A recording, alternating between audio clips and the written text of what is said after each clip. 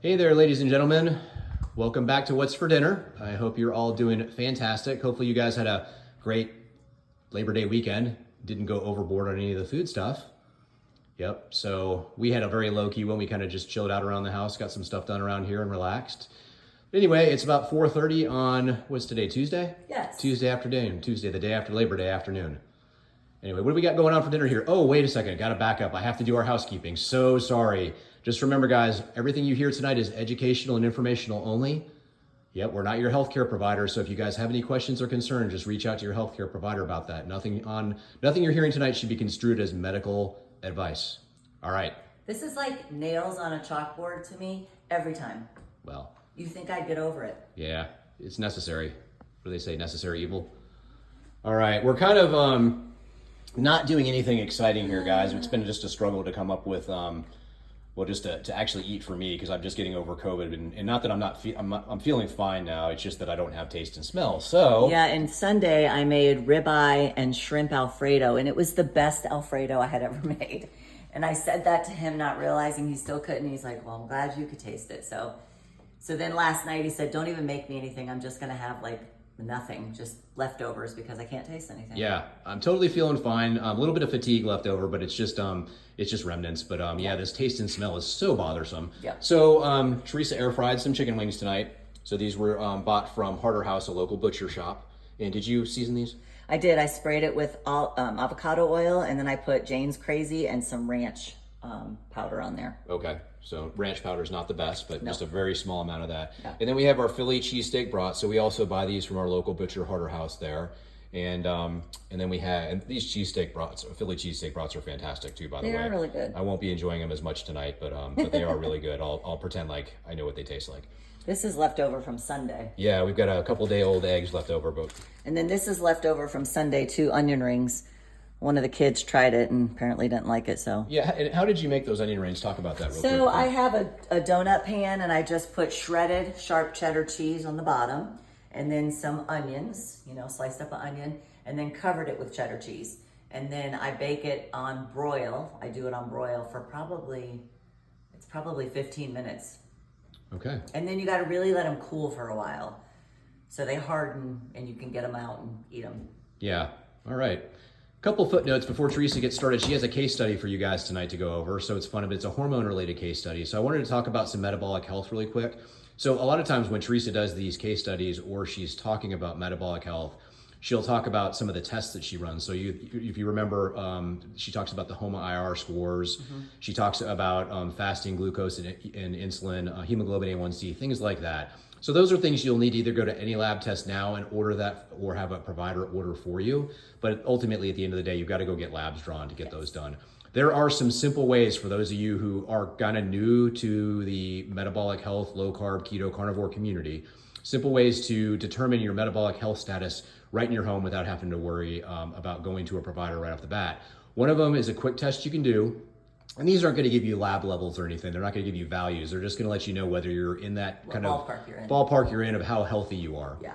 And metabolically speaking. And so one of them is if you walk over to a wall and you face the wall and you put your toes up against the wall.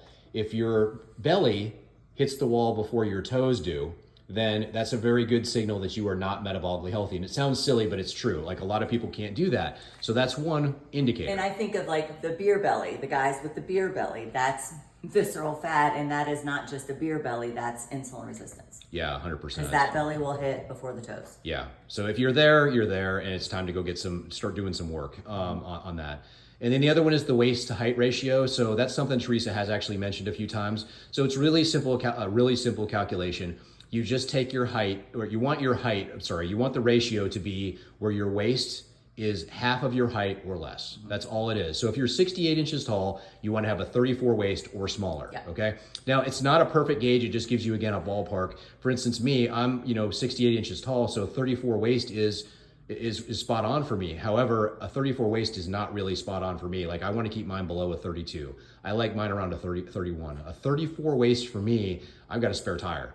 And not that it's hurting me or anything, but it's not optimal. It's not where I would like to be. So hopefully that makes sense. And if you don't feel like it's too much, you can Google height to waist ratio, and you can fill in the blanks, and they'll do the calculation for you. Yeah, there's little calculations. Same thing with the HOMA IR score. You can do those on Google. Yeah.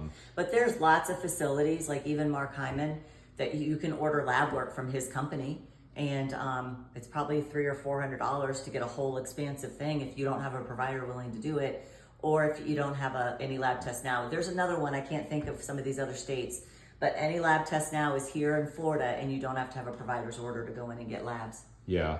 And then there's the Dexcom Stelo, Stelo, by Dexcom, Dexcom, and that's this continuous glucose monitor. So that's what you wear behind your arm, and then you download an app for your phone, and then you basically, it reads your blood glucose for a 2-week period, and it gives you readings about every 15 minutes off of that glucose meter. But that's how you can tell where your blood glucose is running. And you also keep a food diary with you during that time too. So you can see what you're eating and what the foods that you're eating are doing to your blood glucose. You can nix them when they show you data that you should not be eating this. Yep. And then the last one I wanted to mention too is another big one in the low carb community is the Keto Mojo. Oh yeah. So KETO MOJO, Keto Mojo. Yep. And they have readers that will test both your blood glucose and your ketones, your blood ketones, and you do it by a little finger stick. And they've got little charts and stuff like that where you can do your glucose to ketone index, your GKI index and whatnot. So very helpful tools that you can use right at your house to kind of establish a baseline for yourself of metabolic health. And if you're trying to treat seizures or psychiatric illnesses, those are the ones I'm thinking of right off the bat. You need to measure your ketones because they need to be, I would say, at least 0.8 and up. Yeah. If your ketones are too low and you're trying to treat those two diseases, it might not benefit you like you were hoping. So it is sometimes nice to know where your ketones are. Yeah, and to also get ketones, you have to increase fat. That's right. Yeah, and also ketones being too high, which nutritionally it's very hard for somebody who's not like a type 1 diabetic to do. But in any case, that's where the ketoacidosis comes in. We talked about that the other day. All right. Well, that's all for that. You want to go ahead and move on to your case study? Sure. All right. All right, so this is a 52-year-old female that I saw back today. She's been seeing me since October of 2023. She first came in, said she was exhausted, had weight gain. She even had a health coach and couldn't lose weight. She's having some night sweats, decreased libido, and vaginal dryness, so painful sex. She had been messing around for quite a while with her primary and her GYN. They both refused to do labs. One of them said she's not having life-altering symptoms, so we don't do labs for that. I don't even know what to say for that. She has an IUD. She still has a menstrual cycle, even on the IUD. And unfortunately, she needs this for birth control. Ain't no one got time to be pregnant at 52. So I saw her back in October, and I started her on progesterone, testosterone, and thyroid, and then a supplement of DHEA. That's all I started her on. And then I've seen her back twice now, maybe even 3 times.